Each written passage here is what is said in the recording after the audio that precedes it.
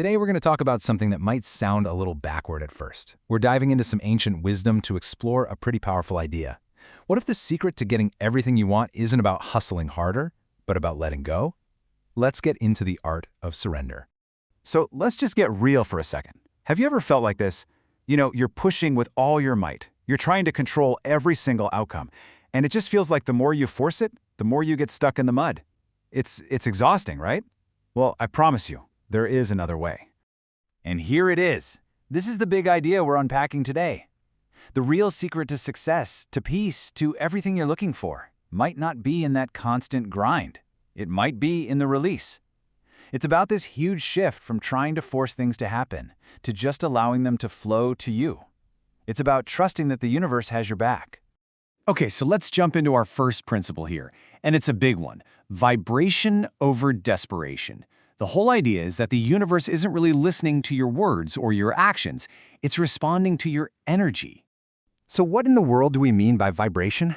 Well, you can think of it as the signal you're constantly sending out. It's your overall vibe, It's made up of everything, your thoughts, your feelings, those deep down beliefs you have. That's the frequency the universe is tuning into. Now check this out, because this is where it gets really interesting. Look at the two signals we can send out. When we're coming from a place of desperation, our energy is all about lack. It screams neediness, and what does that do? It just blocks everything good from coming in. It actually attracts more scarcity. But when you shift into a state of trust, everything changes. Your energy becomes one of abundance. You're signaling confidence, you're getting in alignment with the flow, and all of a sudden opportunities start showing up. And that brings us perfectly to our next idea, which is this kind of mind-bending concept, the paradox of control.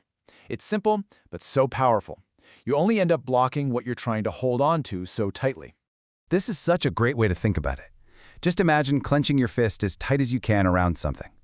You're gripping it so hard that you can't even feel what's inside. You're tense, you're rigid, and your hand is completely closed off.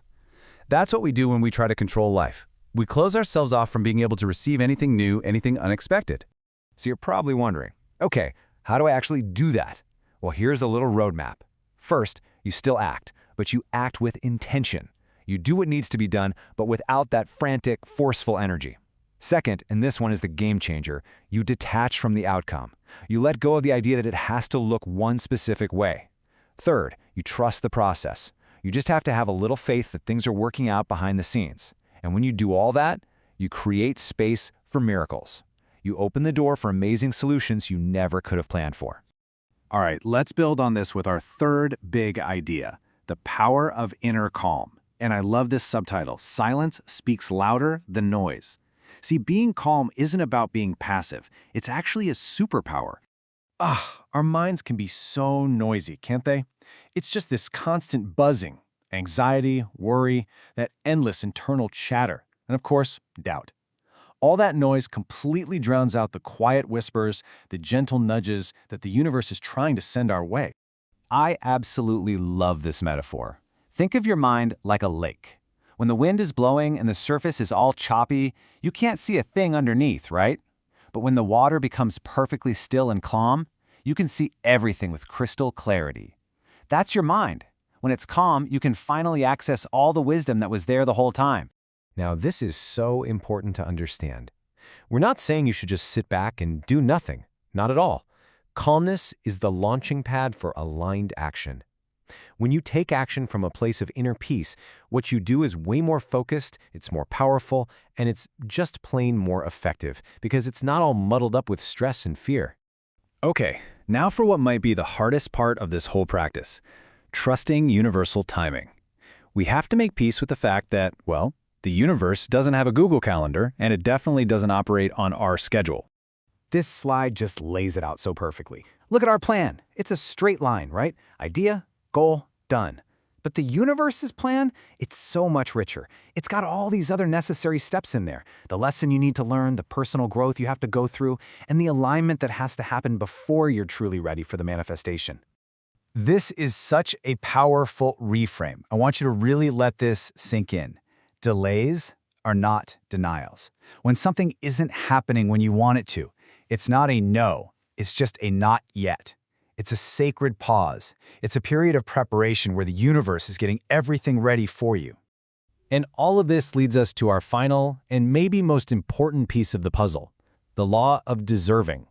And it boils down to this: you don't attract what you want, you attract what you believe you're worthy of. This really gets to the heart of it. Our reality is basically a mirror. It's not just reflecting what we say we want, it's reflecting what we subconsciously believe we deserve. Your sense of self-worth is literally the key that unlocks the door. If deep down you don't feel worthy, you'll find a million ways to sabotage the good things trying to come to you. And let's be super clear about something. Believing you deserve good things has nothing to do with arrogance or entitlement. It's about energetic alignment. When you finally recognize your own value, you naturally stop all those patterns of self-sabotage. You just open the channel and let the good stuff in. So, let's wrap all this up. The entire journey we've talked about today is about this one major shift, moving from a life of forcing to a life of flowing. So here it is, your path to surrender in 4 simple steps. Number 1, release that white-knuckled need to control every outcome. 2, embrace your inner calm like it's a superpower, because it is. 3, learn to trust in a universe's divine timing. And 4, believe, truly believe, that you are worthy of everything your heart desires. And if you take away only one thing from our time together, let it be this. It's so simple, but it's everything. When you stop chasing, what you truly need will find its way to you. You don't have to force it. So, I'm going to leave you with a question to sit with. Just think about your life right now. All the things you're gripping onto so tightly. What is the very first thing, just one thing, that you are willing to let go of today?